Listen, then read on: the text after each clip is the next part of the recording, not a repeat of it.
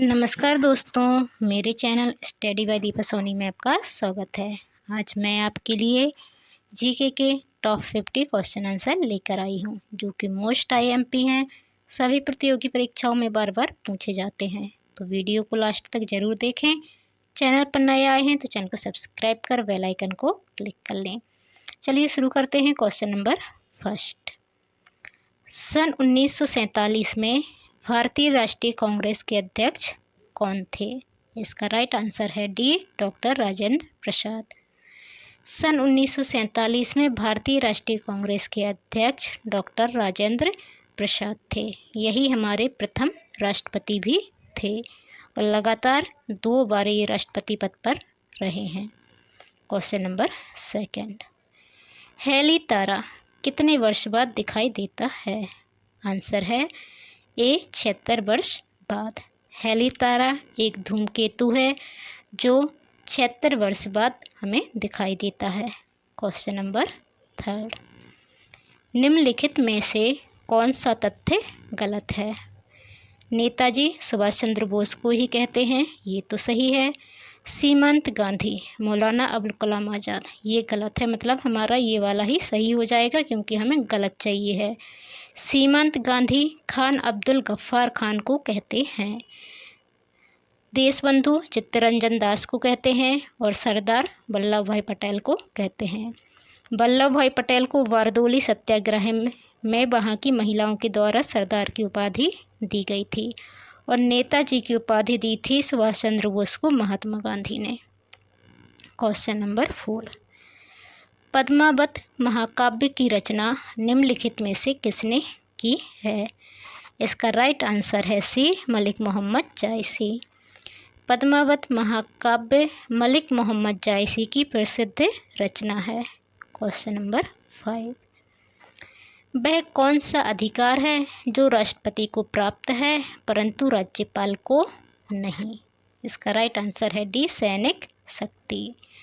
हमारे ये जो राष्ट्रपति होते हैं वो हमारी तीनों सेनाओं के सर्वोच्च होते हैं।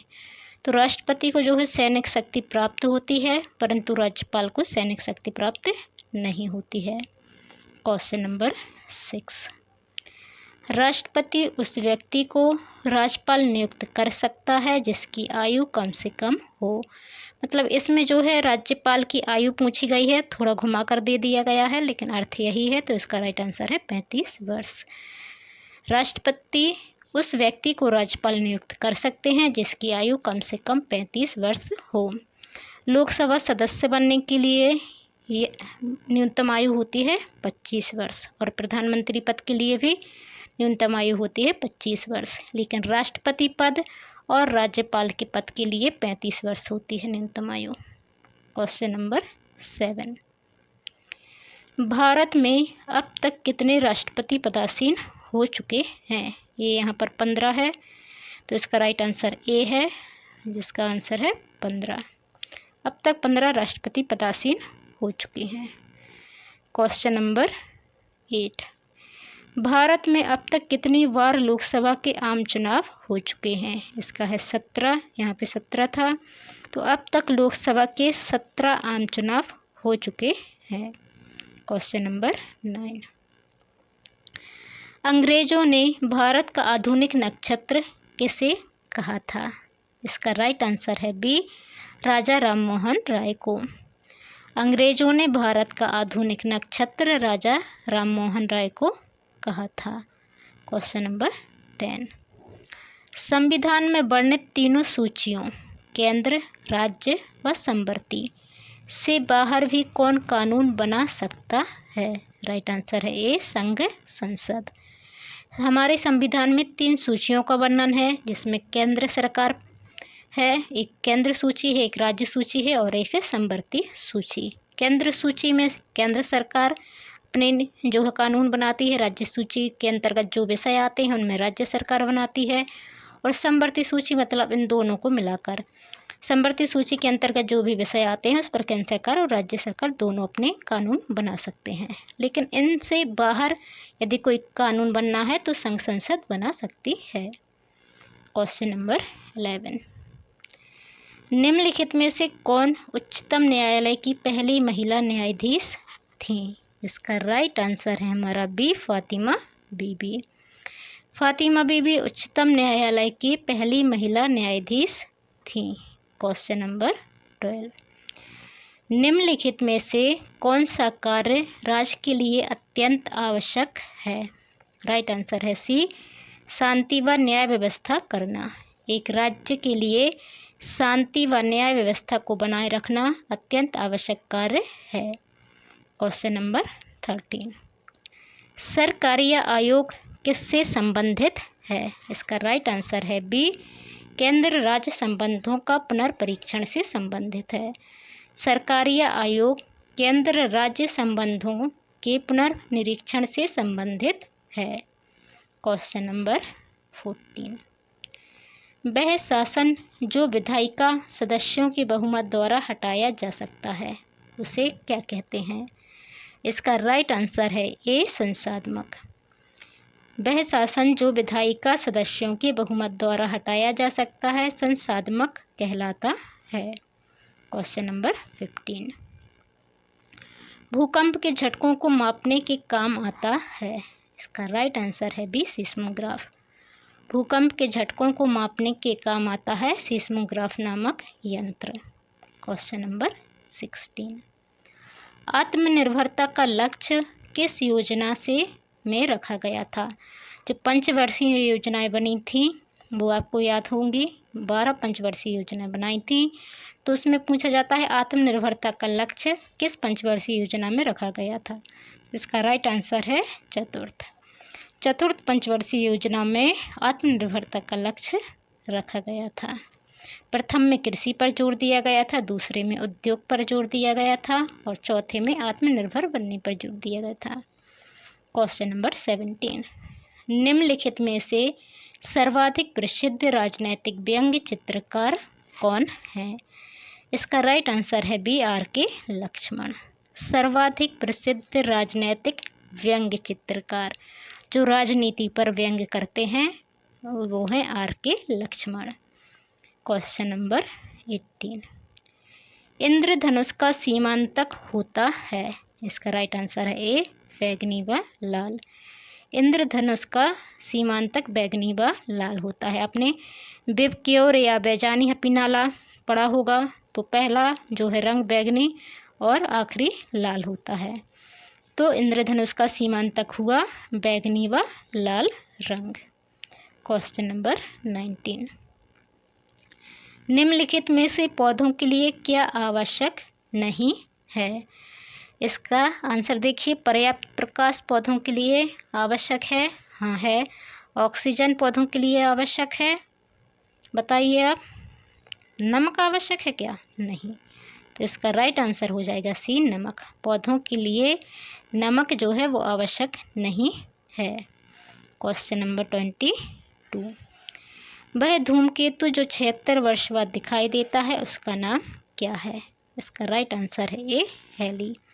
हैली धूमकेतु 76 वर्ष बाद दिखाई देता है। ये क्वेश्चन हम पहले कर चुके हैं, इसी को थोड़ा सा पलट कर आ गया है ये क्वेश्चन। Question number 21। राष्ट्रपति के चुनाव में कौन सम्मिलित नहीं होते? इसका राइट आंसर है डी, विधान परिषदों के सदस्य सम्मिलित नहीं होते। तो राष्ट्रपति के चुनाव में कौन सम्मिलित होता है? लोकसभा सदस्य सम्मिलित होते हैं, राज्यसभा के निर्वाचित सदस्य सम्मिलित होते हैं और विधानसभाओं के सदस्य भी सम्मिलित होते हैं राष्ट्रपति के चुनाव में। Question number 22। भारत ओलंपिक में प्रथम बार कब शामिल हुआ था? इसका राइट आंसर है ए, 1928 में। भारत ओलंपिक में प्रथम बार 1928 में शामिल हुआ था। Question number 23। भारत की स्थल सीमा की लंबाई है? इसका राइट आंसर है बी, 15,200 किलोमीटर। भारत की स्थल सीमा की लंबाई 15,200 किलोमीटर है। भारत जो है दक्षिण में और नीचे पूर्व में और पश्चिम में, दक्षिण में हिंद महासागर है, पूर्व में बंगाल की खाड़ी है और इस साइड पश्चिम में अरब सागर है। तो इसकी जो स्थल सीमा बची ऊपर की वो है 15,200 किलोमीटर। Question number 24।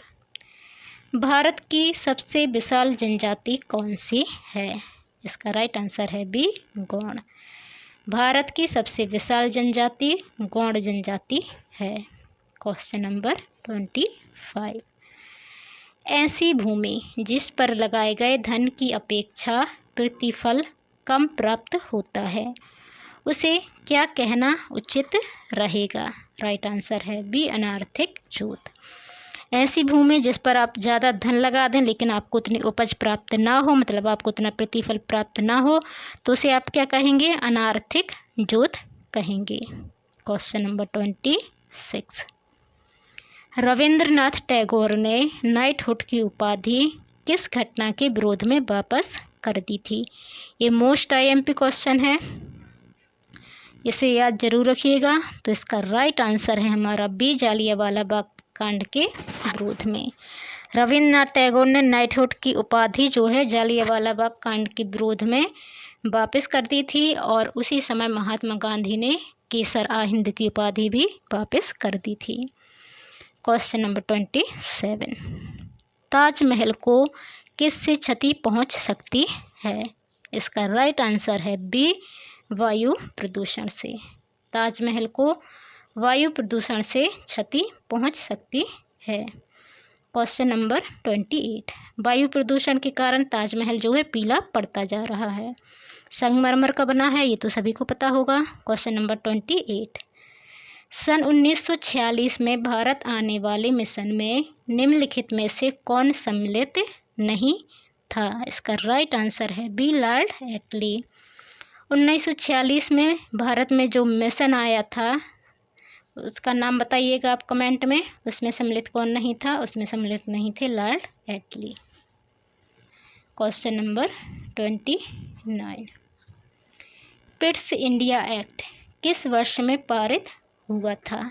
इसका राइट आंसर है सी, 1784 में। पिट्स इंडिया एक्ट 1784 में पारित हुआ था। Question number 30। निम्नलिखित में से कौन सा जोड़ा भिन्न समुदाय का है? भिन्न समुदाय का है मतलब इन सबसे अलग है। तो इसका राइट आंसर है ए, कबूतर एवं चमगादड़। कबूतर एवं चमगादड़ जो हैं विभिन्न समुदाय के हैं, क्योंकि चमगादड़ जो है स्तनधारी में आता है। स्तनधारी में क्यों आता है? क्योंकि ये डायरेक्ट बच्चे को जन्म देता है, और कबूतर जो है अंडे देता है, तो ये स्तनधारी में नहीं आता है, इसलिए ये भिन्न समुदाय हो गया। Question number 31। निम्नलिखित में से कौन सी वास्तव में मछली है? स्टारफिश, शार्कफिश, गोल्डफिश या हाइड्रोफिश? इनमें से कौन जो है सचमुच में मछली है? तो इसका राइट आंसर है बी, शार्कफिश। शार्कफिश सचमुच में यानी कि वास्तव में एक मछली का नाम है। Question number 32। बालाघाट और भूरघाट किस पहाड़ी के दर्रे हैं? राइट आंसर है सी, सह्याद्री। बालाघाट और भूरघाट सह्याद्री पहाड़ी के दर्रे हैं। Question number 33। भाषा के आधार पर बनने वाला पहला राज्य निम्नलिखित में से कौन सा था? इसका राइट आंसर है डी, आंध्र प्रदेश। भाषा के आधार पर बनने वाला पहला राज्य आंध्र प्रदेश था। ये क्वेश्चन भी आईएमपी है, बहुत बार पूछा गया है। Question number 34। कांसा निम्नलिखित में से किसका मिश्रण है? इसका राइट आंसर है ए, तांबा और टिन का। कांसा जो है एक मिश्र धातु है जो तांबा और टिन धातुओं के द्वारा बनाई जाती है। तो कांसा जो है तांबा और टिन का मिश्रण है। Question number 35। भारत में गरीबी रेखा के नीचे कितनी प्रतिशत जनसंख्या है? इसका राइट आंसर है सी, 37%। भारत की 37% जनसंख्या गरीब है। गरीब से भी नीचे की रेखा में आती है। तो गरीबी रेखा से नीचे जो है भारत का 37% जनसंख्या है। Question number 36। निम्नलिखित में से किस विचार को गांधी जी ने समर्थन नहीं दिया था? इसका राइट आंसर है ए, राष्ट्रीयकरण को। राष्ट्रीयकरण को गांधी जी ने समर्थन नहीं दिया था। Question number 37। भारत के विकास के लिए निम्नलिखित में से किस पर बल दिया गया है? इसका राइट आंसर है ए, कुटीर व लघु उद्योग पर। भारत के विकास के लिए कुटीर एवं लघु उद्योग पर बल दिया गया है। Question number 38। राम राज्य की कल्पना किसने की थी? राइट आंसर है डी, महात्मा गांधी ने। राम राज्य की कल्पना महात्मा गांधी ने की थी। राम राज्य से मतलब कि राज्य में हर व्यक्ति सुखी हो, तो इसकी कल्पना किसने की थी? महात्मा गांधी ने की थी। Question number 39। निम्नलिखित में से कौन सी क्रिया क्रिकेट से संबंधित है? इसका राइट आंसर है हमारा डी, गुगली। गुगली शब्द जो है वो क्रिकेट से संबंधित है। Question number 40। महात्मा बुद्ध ने अपना प्रथम उपदेश किस स्थान पर दिया? इसका राइट आंसर है ए, सारनाथ। महात्मा बुद्ध ने अपना प्रथम उपदेश सारनाथ में दिया था। दोस्तों, यदि अभी तक अपने चैनल को सब्सक्राइब नहीं किया है तो प्लीज़ चैनल को सब्सक्राइब कर बेल आइकन को क्लिक कर लीजिए। मैं आपके लिए डेली जीके का वीडियो लेकर आती हूँ और उसमें आपके लिए कम से कम समय में जीके के जो है 50 क्वेश्चन कराने का प्रयास करती हूँ, ताकि आपका ज़्यादा समय खराब ना हो। Question number 41। केवल्य निम्नलिखित में से किस धर्म से संबंधित है? इसका राइट आंसर है डी, जैनों से। केवल्य जो है जैन धर्म से संबंधित है। देखिए, मैं आपके लिए बहुत डिटेल में भी पढ़ा दूंगी, लेकिन पढ़ना आपके लिए ही है और आपकी असली पढ़ाई तभी होती है जब आप उसका बार बार रिवीजन करें। वरना मैंने तो आज आपको मान लीजिए 5-6 पेज का पढ़ा दिया, बहुत डीप में पढ़ा दिया, लेकिन उन 5-6 पेजों को याद करने के लिए आपको उनका जो है 2-4 दिन रिवीजन करना होगा। इसलिए जो है आप जो भी पढ़ें उसका रिवीजन जरूर किया करें। रामायण का समय किस युग से संबंधित है? इसका राइट आंसर है हमारा सी, त्रेता। रामायण का समय जो है त्रेता युग से संबंधित है। 4 युग हैं, द्वापर युग, सतयुग, त्रेता युग और कलयुग। तो भगवान राम का जन्म जो है त्रेता युग में हुआ था। कृष्ण का जन्म हुआ था द्वापर युग में। और अभी क्या चल रहा है? अभी चल रहा है कलयुग। क्वेश्चन नंबर, सबसे पहला कौन सा था? सबसे पहला सतयुग था, फिर द्वापर, फिर त्रेता और फिर कलयुग। Question number 43। आकाश का रंग नीला दिखाई देने का कारण प्रकाश का खालिस्तान होना है। तो किस कारण से आकाश नीला दिखाई देता है? तो इसका राइट आंसर है ए, प्रकीर्ण। आकाश का रंग नीला दिखाई देना प्रकीर्ण के कारण होता है। प्रकाश का प्रकीर्ण होता है तो आकाश नीला दिखाई देता है। Question number 44। आलू के टुकड़े कर उसे किस में डालने पर 2 घंटे में वह सिकुड़ जाएगा? बताइए, आप आलू के टुकड़े करके उसे किस में डालेंगे कि वह 2 घंटे में सिकुड़ जाएगा? इसका राइट आंसर है सी, नमक के घोल में।